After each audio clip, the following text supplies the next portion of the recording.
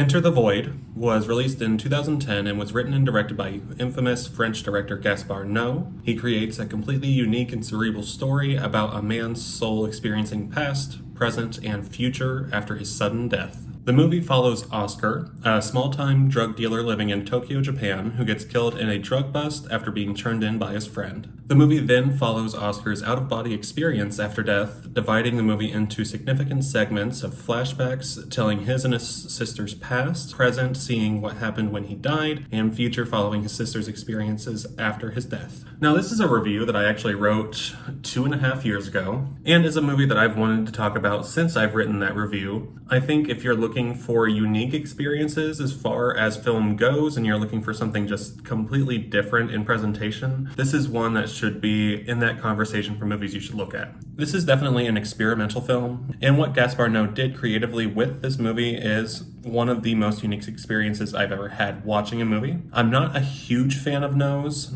His movies purposely push controversial boundaries that can make watching them incredibly difficult, and I have no desire to ever rewatch some of his movies like Irreversible or Climax ever again. Now, he said he was inspired by the psychedelic sequence from 2001, A Space Odyssey, which is a movie he's referenced in his other work, so I wasn't surprised to see a more direct influence on his style here. I do think the cinematography is easily the best part of the movie. The color palette is vibrant and it pops off the screen. A lot of the imagery is almost kaleidoscopic and dreamy. It's a movie that you will either buy into its gimmick or you won't. It's very much so a love it or hate it, which is the case with a lot of Noe's movies, but I feel like this is probably his most accessible one. A lot of the themes are about life in general, sexual attraction, childhood, finding purpose in life. It's very much an Arthouse film, but a lot of it does work. The movie starts out from Oscar's direct point of view. You are seeing his life through his own eyes when he goes with a friend to a drug deal, which of course does go sideways and he gets killed in the confrontation. The camera in Oscar then leaves his body and flies overhead of each scene, seeing what is happening with the other characters throughout different parts of the city. The camera can move above the room in any motion, making it feel otherworldly, a little bit different from like a bird's point of view,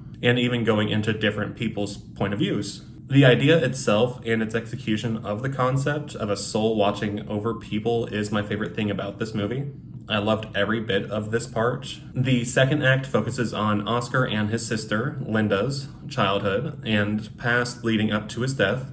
Keeping in the theme of Oscar having an out-of-body experience while reflecting on his past, in each scene during this part, the camera is placed directly behind Oscar's head, showing that he is literally watching himself in his own past. This is also really well done, and I liked most of what the story was going for here. I am going to go into mild spoilers for this movie, but it's not really plot heavy. Knowing that Oscar dies at the beginning of the movie is basically the biggest spoiler of it. Events do happen throughout, of course, and some stuff is unveiled for character connections, but there's not a whole lot to spoil, but I won't spoil all of it. Oscar and Linda get separated as kids after their parents die in a car crash, so they both promise to protect each other for the rest of their lives, creating separation anxiety and issues, especially for Linda. This also plays into the themes of sexuality throughout. The movie is very well edited and gets its point across in those edits. One of the more obvious but effective edits is one of Oscar sucking on a woman's nipple, then it's smash cutting to a flashback of him breastfeeding. So there is a Freudian aspect that is implied in the story when it comes to sexuality.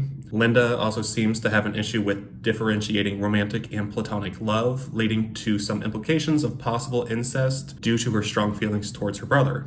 I do think Linda ends up being the most interesting character in the movie. She's easily the most complex, and I think that the writing for her and Oscar's relationship is the strongest writing I've seen from Noe. I do think this is probably his best written movie, specifically for the second act of it. And I like the decision he makes to go from the first act being just kind of visually stunning and getting you into the atmosphere that he wants you to be in, and actually expanding upon the story in the second act, because you could lose momentum with just doing visual stuff. And I do think that's his mistake with the third act in this movie. But I'll get to that here in a second. Paz de la Huerta, who plays Linda, also gives a really good performance here. She is probably the main thing that kept me interested throughout. I did think that Nathaniel Brown as Oscar left a lot to be desired. I'm not sure if he was cast to fit the part because the movie is shot so unconventionally or something, but his line delivery is at best okay and at worst pretty bad. He gives a really wooden performance that does hinder the experience a bit. The out-of-body experience sitting behind Oscar's head takes up most of the second act and the movie.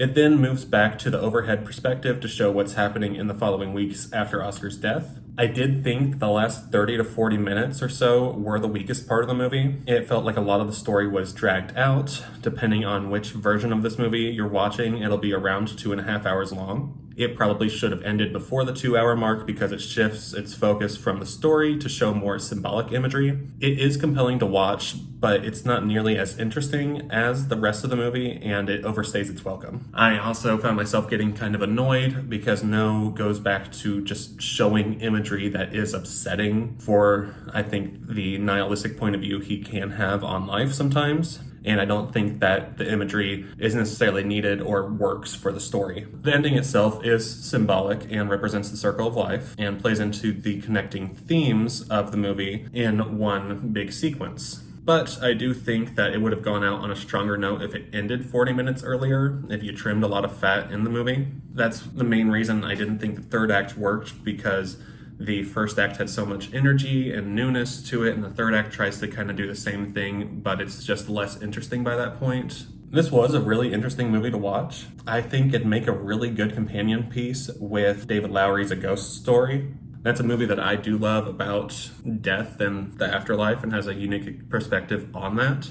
Enter the Void is easily my favorite movie of Noe's, and I think it's his most creative film from him. I will be rating Enter the Void an A-.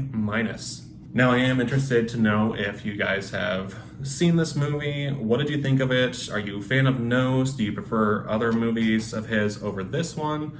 Let me know, and I will be back with another video.